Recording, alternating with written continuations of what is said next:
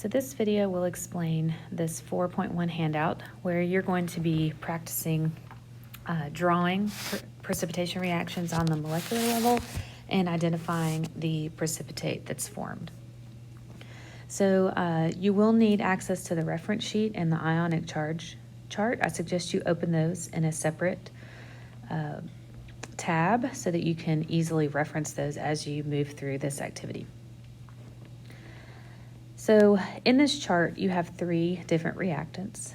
You have space down below to work out each reaction by drawing what's happening with the molecules, as well as balancing the chemical equation and identifying the precipitate. So let's look at reaction 1 together, and then you should be able to do 2 and 3 on your own or with a partner. So for reaction 1, I already have the bottom part of the reaction filled out. So I've already told you that your first reactant is calcium chloride, your second reaction is sodium hydroxide. And so what we're going to do, what this means when you have the AQ, remember, is that it's dissolved in water. And from the notes, if you remember what happens when ionic substances are dissolved in water, they dissociate and they form ions. So I'm going to draw first some calcium ions. So based on my key, I'm just going to draw a few here. So light blue is calcium, and then chlorine is kind of this polka dot circle. And so based on my equation, for every 1 calcium, I have 2 chlorines. So I want to make sure I draw that correctly in my ratio.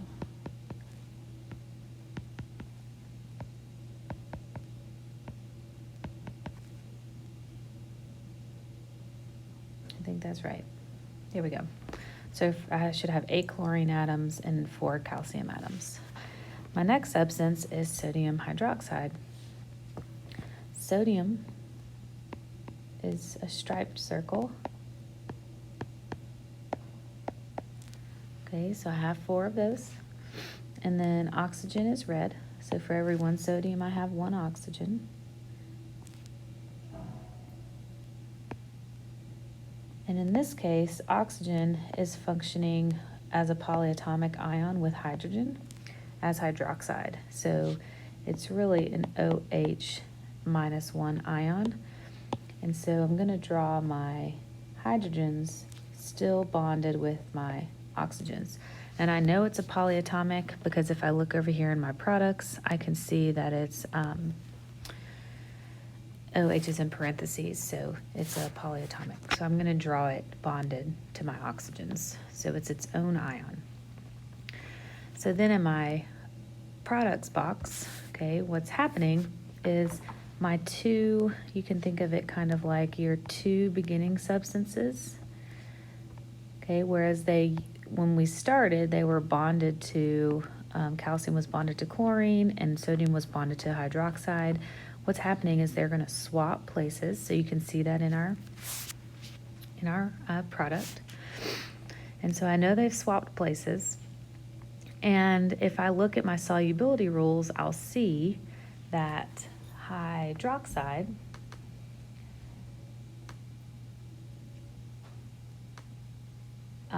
if I look for my solubility rules for hydroxide, and I can tell you which number it is. Let me find it on my chart.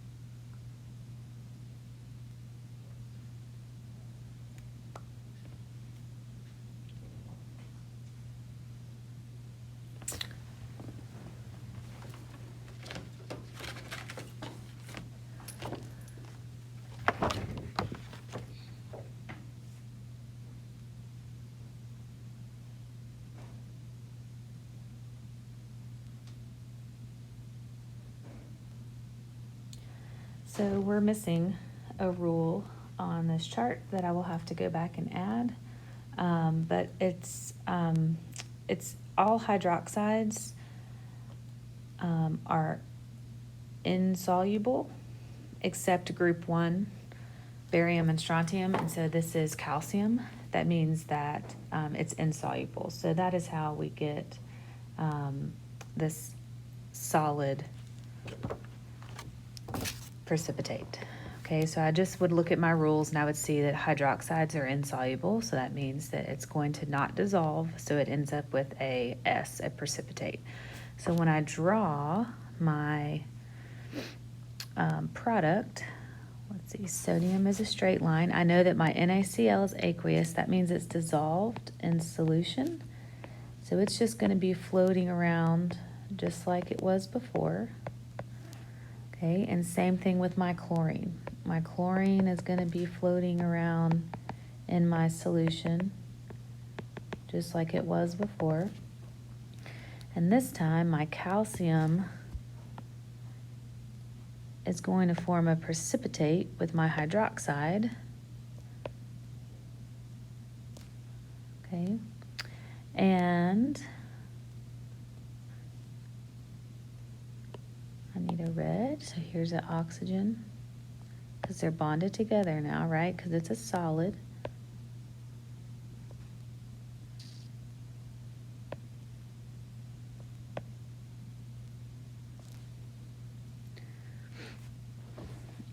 And really, technically, I don't need those two, because I'm going to use up my hydroxides with just 2 calciums.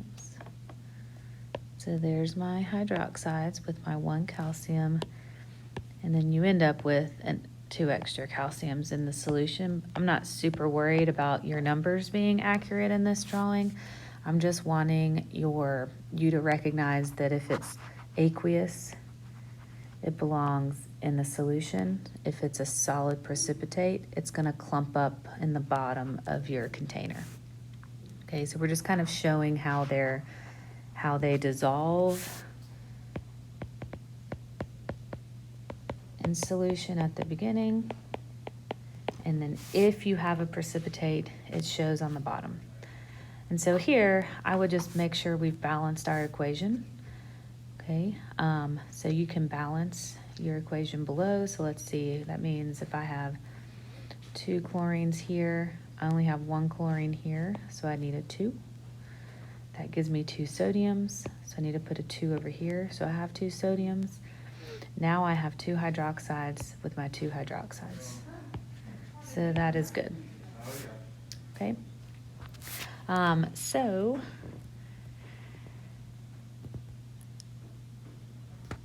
this reaction is complete.